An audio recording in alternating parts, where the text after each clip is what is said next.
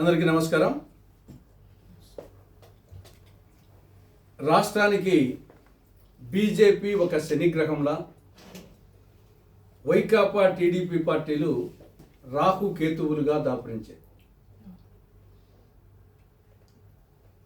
రాష్ట్ర విభజన సందర్భంగా అన్ని విధాలా అభివృద్ధినటువంటి హైదరాబాద్ నగరం తెలంగాణ రాష్ట్రానికి పోయింది కాబట్టి ఆ మేరకు నవ్యాంధ్రకు న్యాయం చేసేటందుకు ఆ రోజు కాంగ్రెస్ నేతృత్వంలో యూపీఏ ప్రభుత్వం నవ్యాంధ్రకు 3 వరాలు ఇచ్చింది. మొదటి వరం రాష్ట్రానికి సంజీవని లాంటి ప్రత్యేక హోదా 5 సంవత్సరాల పాటు అమలు చేయడం. రెండవది రాయలసీమ ఉత్తరాంధ్ర జిల్లాలకు బుందేల్ఖండ్ తరహా స్పెషల్ డెవలప్మెంట్ ప్యాకేజీ ఇవ్వడం. మూడవది విభజన చట్టంలో 108 సెక్షన్లు 13 షెడ్యూళ్ల కింద దాదాపు 5 లక్షల కోట్ల రూపాయలు విలువ చేసే ప్రయోజనాలు కేంద్రము రాష్ట్రానికి అందించడం. ఈ 3వ వరం కింద కడప జిల్లాలో శైలాధ్వర్యంలో స్టీల్ ప్లాంటు, దుగరాజపట్నంలో ఓడరేవు, కేంద్ర ప్రభుత్వ నిధులతో ప్రజా రాజధాని నిర్మించడం, బహుళార్థ సాధక ప్రాజెక్టు జాతీయ ప్రాజెక్టు పోలవరాన్ని సత్వరం పూర్తి చేయడం, విశాఖ విజయవాడ మెట్రో రైళ్లు, తిరుపతి విజయవాడ విశాఖ విమానాశ్రయాలను అంతర్జాతీయ విమానాశ్రయాలుగా చేయడం, కాకినాడ పెట్రోకెమికల్ కాంప్లెక్స్, 13 కేంద్రీయ సంస్థల ఏర్పాటు, విశాఖ చెన్నై ఇండస్ట్రియల్ కారిడార్, ఇవన్నీ 3వ వరం కింద 5 లక్షల కోట్ల రూపాయలు విలువ చేసే ప్రయోజనాలు. 2014లో కానీ 2019లో కానీ 2024లో కానీ కాంగ్రెస్ పార్టీ అధికారంలోకి వచ్చి ఉంటే ఇవన్నీ ఎప్పుడో అయిపోయింది. సీమాంధ్ర ఎప్పుడో స్వర్ణాంధ్ర అయింది.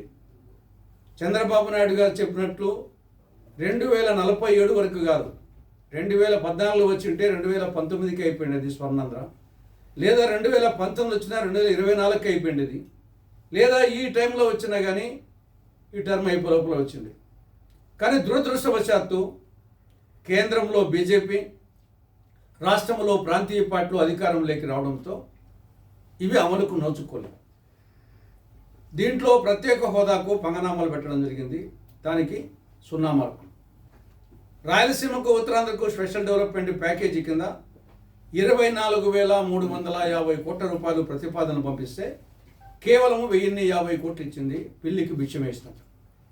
ఇక 3వ వరం కింద 5 లక్షల కోట్ల రూపాయలు విలువ చేసే ప్రయోజనాలకు గాను ఇప్పటి వరకు 11.5 సంవత్సరాల్లో ఇచ్చింది 35,000 కోట్ల రూపాయలు.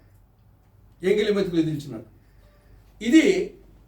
దీనికి కారణం బీజేపీ మోసగారితనం, ప్రాంతీయ పార్టీల చేతగానితనం. ఇది ఒక అంశమైతే, రాష్ట్రంలో అటు వైకాపా ఇటు టీడీపీ నేను ముందే చెప్పినట్టు రాహు కేతువులుగా దాపురించాయి. జగన్మోహన్ రెడ్డి ఏమో అరచేతిలో వైకుంఠం చూపించాడు, చంద్రబాబు నాయుడు ఏమో అరచేతిలో కైలాసం చూపిస్తున్నారు. ఒక మాటలో చెప్పాలంటే రాష్ట్రం పరిస్థితి పెనం మీద నుండి నిప్పుల పొయ్యిలో పడ్డట్టు తయారైంది.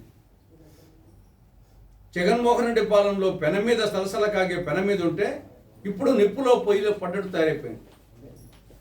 గత 5 సంవత్సరాల వైకాపా పాలన